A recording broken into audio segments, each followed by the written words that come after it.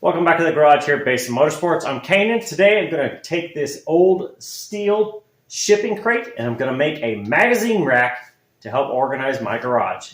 All right, so here's what we're going to start with. Now this is 3/4 inch steel tubing. It is a square.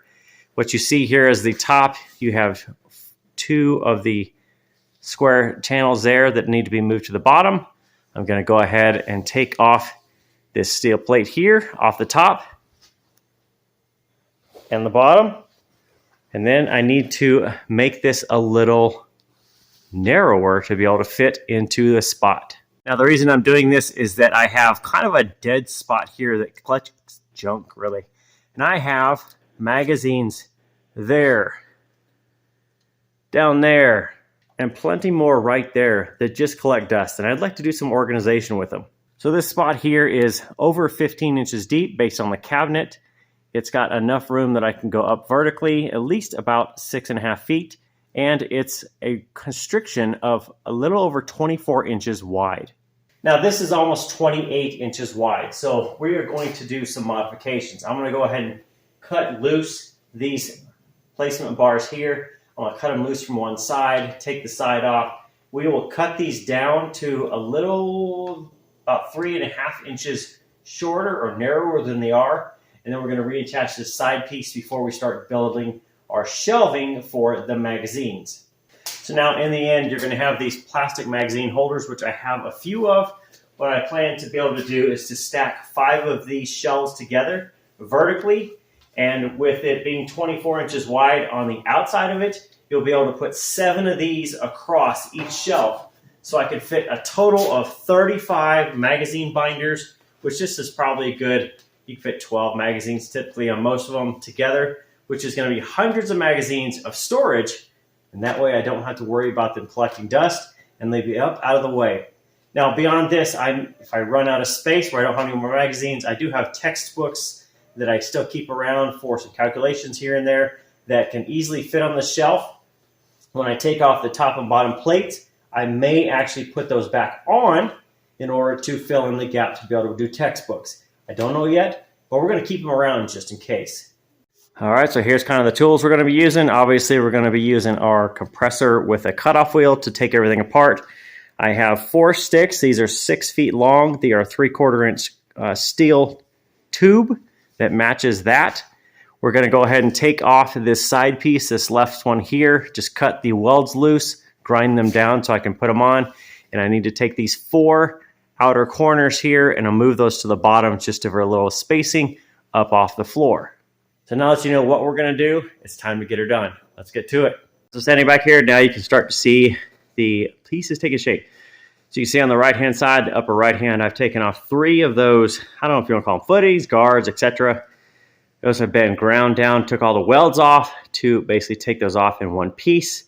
Easiest to do, and then I just used a hacksaw and a cutoff wheel as needed to go ahead and section it out. So you can see now it is ready to cut out the pieces. I just need to double check my measurements. Looks like it's got to be about 23 wide because the wall is not square up and down or vertical, and that'll fit. So now I need to measure everything off, get it back to 23, and then we'll get going, get it back welded.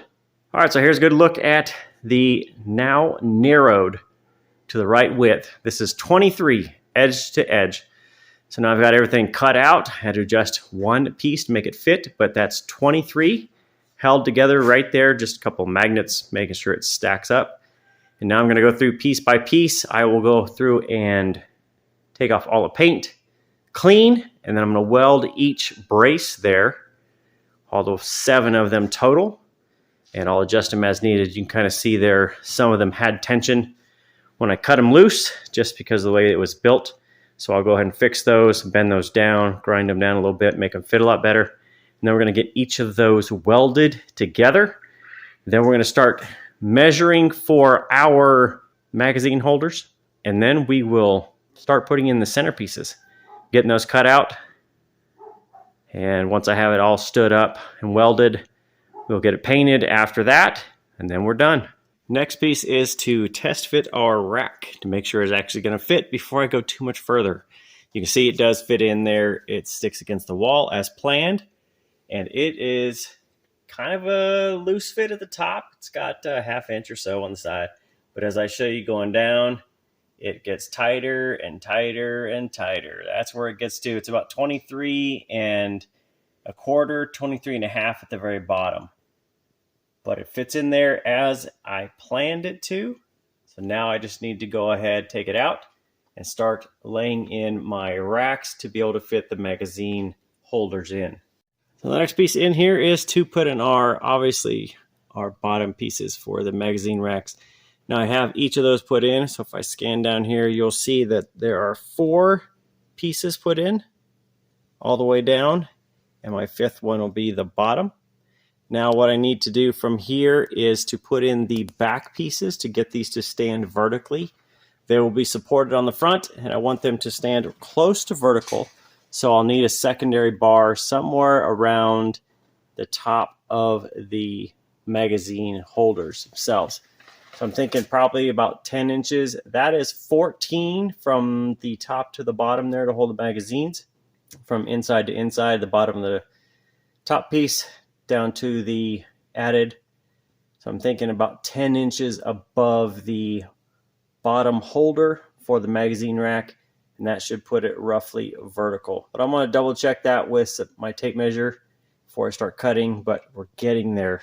Piece by piece, we're going to get this done. Next step in the process is get it finished up. So this is all of the braces put in to hold all of the magazine holders. Now I just need to go through and clean it up so I can take it outside and paint it. I'm just going to scrub off all of the weld a little bit around there. Also going to do anything else. And the back side of those are uncovered, they're unpainted, so I need to scrub those just to get a primer coat on to make sure that it doesn't rust any further. Next piece of the puzzle is going to be to put on some primer. So you can hear it's a warm, windy day, so laying down some self-etch primer has been difficult, but everything now is covered. We'll just leave this out over lunch and let it cure out, let it dry completely, and then I'll come out and paint in a little bit just to give it a little bit extra coverage. But this will cover up all the metal that was exposed, just to give it a good etch coating, and then we'll go ahead and put it inside, start putting magazines in it. Okay, here's going to be the finished product of our magazine rack. Now I've got all my magazines that I had holders for all in there. So I've got about 4 rows taken up.